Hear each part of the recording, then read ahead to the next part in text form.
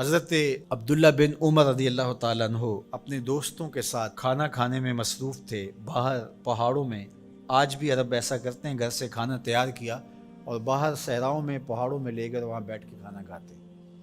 تو کھانا کھا رہے تھے تو ایک چرواہا بکریاں لے کے گزرا، تو آپ کے دل میں اس کے لیے محبت پیدا ہوئی، تو اس کو بلا کے کہا کہ تم بھی ہمارے ساتھ بیٹھ کے 2 لقمے لے لو۔ اس نے معذرت کی۔ آپ نے پھر کہا نہیں، 2 لقمے آپ ہمارے ساتھ لے لیجئے۔ تو اس نے کہا کہ میرا روزہ ہے، میں روزے سے ہوں۔ تو حضرت عبداللہ خوش ہوئے کہ سخت گرمی اور سارا دن دھوپ میں بکریوں کے پیچھے روزہ رکھا ہوا ہے۔ آپ نے کہا کہ اگر ایک بکری تو ہمیں فروخت کر دے اور ہم ذبح کر کے اس کو تیار کر لیتے ہیں اور خود بھی کھائیں گے اور آپ بھی ہمارے ساتھ افطار کر لینا۔ اس نے کہا میں ان بکریوں کا مالک نہیں ہوں، میں چرواہا ہوں، یہ میرے آقا کی بکریاں ہیں اور میں بیچنے کا مجاز نہیں ہوں۔ بہت متاثر ہوئے عبداللہ ابن عمر رضی اللہ تعالیٰ عنہ۔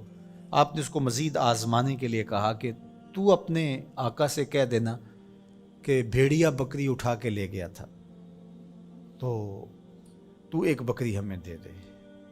تو اس نے ایسے آسمان کی طرف دیکھا اور کہا اللہ کہاں ہے؟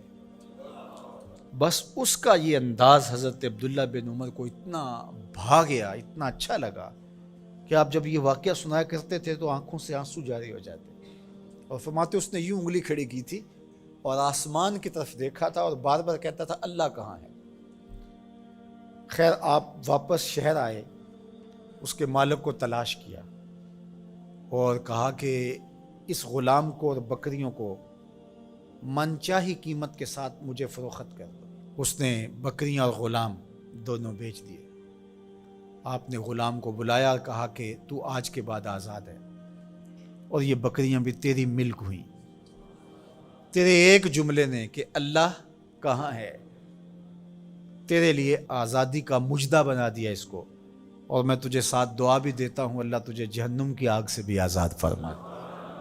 تو یہ یقین کہ میرا اللہ مجھے دیکھ رہا ہے، یہ اگر آپ کے ساتھ جڑ جاتا ہے تو پھر کسی کیمرے کسی سیکورٹی کی ضرورت نہیں ہے۔ یہ عقیدہ اتنا بڑا حصار ہے، عبادات میں بھی سرور دیتا ہے، اور یہ عقیدہ انسان کو گناہوں سے بھی محفوظ کرتا ہے اور بچاتا ہے۔ لیکن ہمارے رویے، اللہ تعالیٰ جل شانہ نے سورہ النساء کے اندر ارشاد فرمایا یستخفون من الناس ولا یستخفون من اللہ، کہ لوگوں سے تو پوشیدہ رہتے ہیں لیکن اللہ سے پوشیدہ نہیں رہتے۔ بلکہ ایک دوسرے موقع پہ ارشاد فرمایا سورہ الغافر کے اندر یعلم خائنۃ الاعین وما تخفی الصدور، جو آنکھ خیانت کرتی ہے اللہ اس کو بھی دیکھتا ہے، اور جو سینوں میں پوشیدہ ہوتا ہے اللہ اس کو بھی دیکھتا ہے۔